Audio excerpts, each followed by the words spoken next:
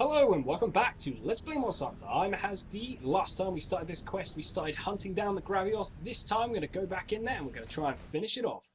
Now that I've had something to drink, because you may have noticed towards the end of that last episode, my voice was going thin. And what is it doing? Whenever I step into this area, it's always doing something weird. Never mind, I don't really want to be in this position for, well, not that reason. I thought it was going to do sleep on me again and trap me. And then fire beam me because, as you saw last time, that is so devastating that it literally one-shotted me. Which is ridiculous for an offline monster. So let's get it back over here out of the middle where I can't attack it. And okay, it's limping. I didn't even have a clue that it was this weak. So this is what I said, like the person off this thing is quite tough on the outside, has a lot of power, but then it's got very little health. I want to paintball it because I've got a feeling it's going to run away any second. And it's worn off. Right. Oh no! Get out of the way. Ooh, I don't know how I dodged that. Right. I'm going to try and bring it this way a bit because it is, as you can see, standing in lava where I can't get it.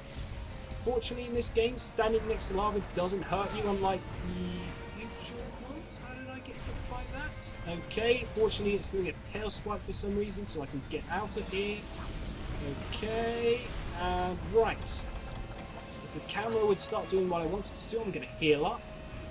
And that was a really bad time. Okay, fortunately it's not doing a fire blast.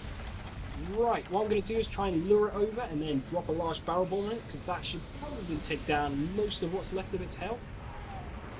Okay, it's going to limp back over. Come on, any slower, fella? Any slower? Okay, and now that it's back over here, it's going to do a sleep attack. Can't quite see what's happening, but okay. Right, what's it doing now? Spinning around. Get out of its way, or it will one-shot you. Oh, okay. I have no idea how that did set that off, but oh well. Let's drop that there, and boom! Did very little damage to it because it was done to the. Oh. And I've fallen asleep again. Fantastic! The strategy you might want to employ is standing by its legs so that it will touch you, like slightly graze you with its foot, since that is its weakest attack it can do. It will step on you slightly and do some grazing damage, which isn't too bad, and won't devastate you as much as the other ones, or it could do that one that it just did to me and take off, resulting in you taking no damage, just being stung a little. If you're on the ball, you'll be able to get out of there. So let's try and finish this off. So yeah, having sleep resist for this for this fight is probably incredibly helpful, or it is fantastically helpful, because as you saw, it destroyed me when it got me where it wanted, and I have no idea how I keep dodging its tail. This is ridiculous. Okay, let's get out of the way of this, and it's going to keep spinning around, giving me more of a chance to go in and finish it off, sticking a lance right inside its raw chest. I mean, look at that. That looks pretty horrible. I don't know how this thing is still, I don't know, breathing, considering we've stuck a lance that far through its chest. I have no idea. Okay, that was a little weird. Will I get out of it? Somehow I managed to dodge out of that. That was incredibly lucky. Considering how big the hitbox for that is incredibly surprising. And it's going to take off, of course it is, and block that, I guess.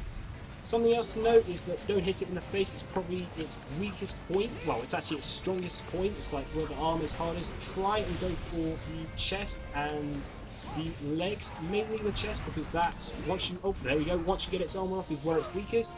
And we finished it off. Look at that, that is pretty gory under there.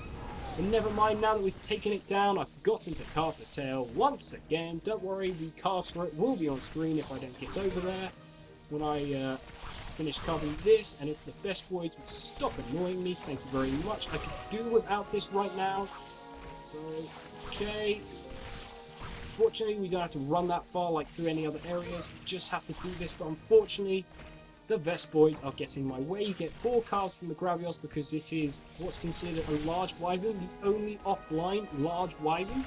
So that's quite impressive. And also you get 2 calves from the tail because, as I said, it's a large wyvern. You kind of expect it. So let's head on over to the tail and hopefully I'll get a calf. My cool drinks run out.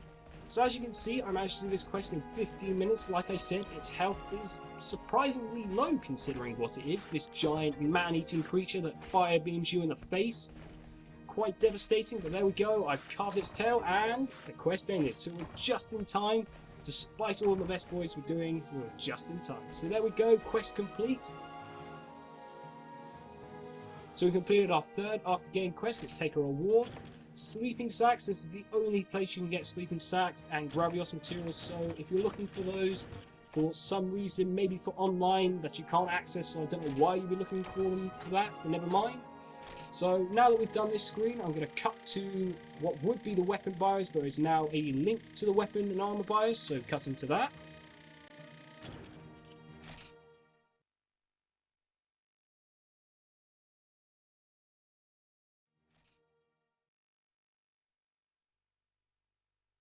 Okay, if you're playing along with me, you might have noticed you've got a Gravios ecology, so what I'm going to do now is cut back to the gallery to show that off, then I'll cut back to the village for some finalised stuff, and then the ending. So, cutting away to that.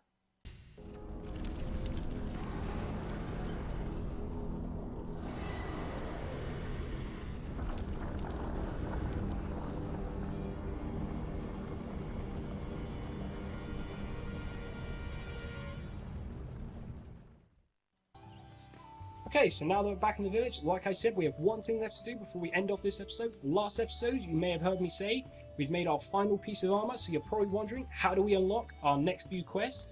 If I come over to the chief and talk to him, go into our urgent quest, and then scroll to the right, you will see we have Handle of Care. Handle of Care is unlocked by completing Terror of the Gravios.